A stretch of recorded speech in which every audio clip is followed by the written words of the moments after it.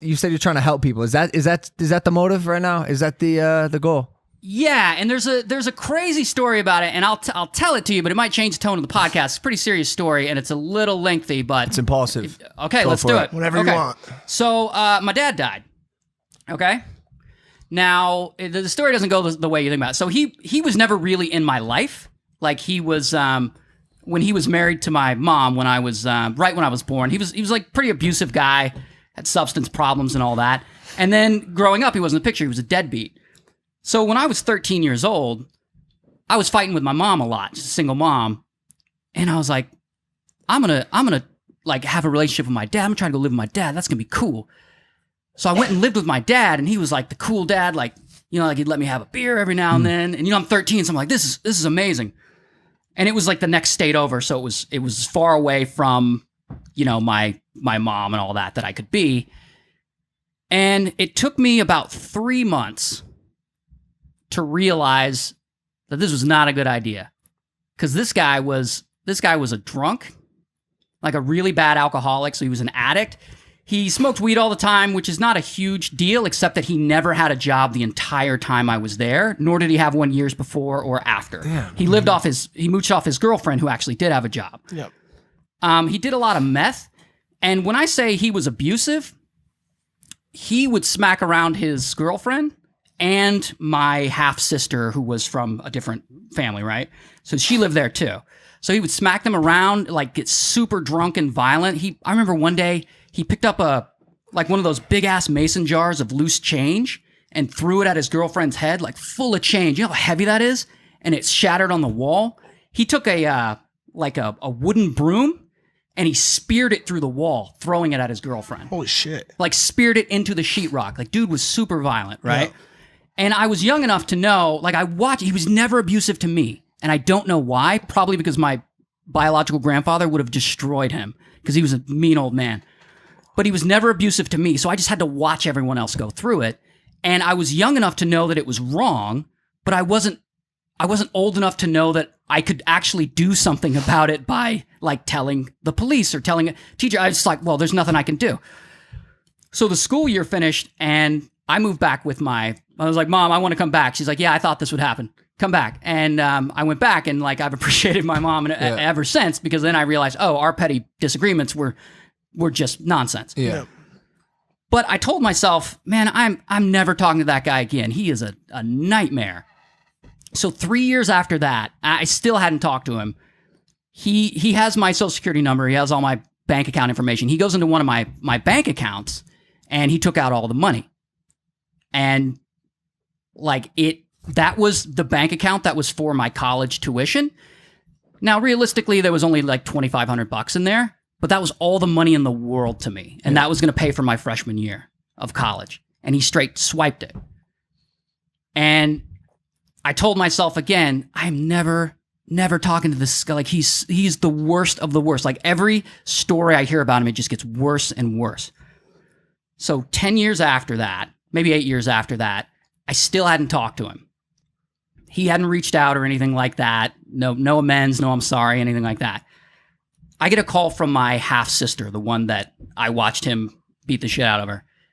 And she's like, hey, I want to she's roughly my age, but she's like, hey, I want to let you know I'm getting married. I'm calling everyone around, everyone in the family and letting them know. And I was like, really happy for her. And the guy she was with was like really nice and all that. And I asked her, I'm like, hey, I haven't talked to Dad. I have any updates on him? Like, is he still alive? What's going on with him? She's like, yeah, I took my fiance to go to his trailer to visit him because, that's, you introduce your fiance to your parents, and he's technically my parent. And she didn't have a good relationship with him after she left either. So she goes to introduce her fiance to him, and my dad was like falling over drunk. And he knew she was coming. This wasn't a surprise visit. And he's so wasted that he hits on her. Like he made a pass at his own biological daughter in front of her fiance.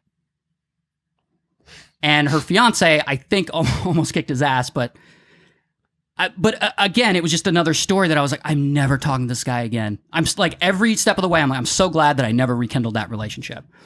So here's where it gets interesting. It's already pretty interesting. So back in maybe 2014, I get a call from my mom. My mom's like, hey, I just want you to know I got an update on your dad that you want to hear. I'm like, all right, whatever, Mom. What is that low life doing? She's like, well, he has cancer. And, I'm like, oh, Jesus, that's, wow, my bad. I was kidding. I didn't know. She's like, yeah, it's really bad. It's like spread to his, his lungs and his liver and I think his jaw. So by the time he went to the doctor, it was like everywhere. And he's got about a month or two to live. And I was like, wow, that's crazy. I didn't know what to say. And she's like, yeah, and he wants to see you. And after all that, everything that I had been through, I couldn't say yes. I had to say no. I can't. And about a month later, he died. And so to me, my point of my story is that it was then and there that I realized that I didn't want to be like him. Not just in the sense that I don't want to be an addict and all that. But here was a guy who fucked up every relationship he had with anyone who would have ever cared about him. His girlfriends, his kids, his other family members, everyone. And on his deathbed, he wants to be like, oh, my bad. Can we have a relationship now? And just, can we do that? And so I looked at that and I said, that's not going to be me. So what I did was I started working on myself. I started working on every relationship that I had. I started being more outgoing and forthcoming with my feelings, especially the positive ones, like telling people, hey, man, I think you're doing really great. I think you're going to make it. You know what I'm saying? Doing that kind of stuff and really getting into self-development and self-improvement on myself, because I firmly believe that you got to work on yourself before you can really help anyone else. So I've been on that journey for maybe five years or so. And now that I've been doing it so long, I got this vibe I got to give back. It's time to give back. I got to help other people with, what they're going through. I got to help them find themselves and who they are, because life's complicated. It's hard to figure out. We don't have a definition of what the hell making it is. We just got to assume that we've made it. So that's what I'm doing now. And so I got this idea that I'm going to start a brand. Now, do you know how brands represent their product, but they also represent something more? Like Nike, they make shoes, but they represent sport, right? And Coca-Cola represents classic America, not just soda. So my idea was I was going to make this brand, and this brand was going to represent helping people and helping yourself. Somehow I'm going to make that work. So I started a show a couple months back. I just wrapped the first season. And put it on all the platforms. I started the there's a Facebook account and an Instagram account, all stuff that just launched, and it's all geared around self-development. Is that Superhuman? It is Superhuman. Cool. And people ask me well, is that going to make money? Well, money is the tramp stamp of this conversation. It's secondary. I want to help people. There are other ways I make money. I'm doing fine in that department. Been doing this long enough, right? So that's the story. That is the most important story I've ever heard on Impaulsive. That was incredible. That was, bro. I'm glued. I'm even emotional just thinking about the story that you just told. I was wondering what you were gonna say you did when it was at the cusp, the precipice. It was hard. I mean, obviously, I still think about it. For sure. I still think about it. I was gonna ask: do you regret that at all? Do you regret not visiting him? I don't. But I still think about what would have happened had I gone. I think if I had gone, I think I would be mad at myself. I'd be like, man, I gave him exactly what he wanted, and and he didn't learn the lesson that I feel like I want to learn from that, which is sometimes there's no going back. Yeah.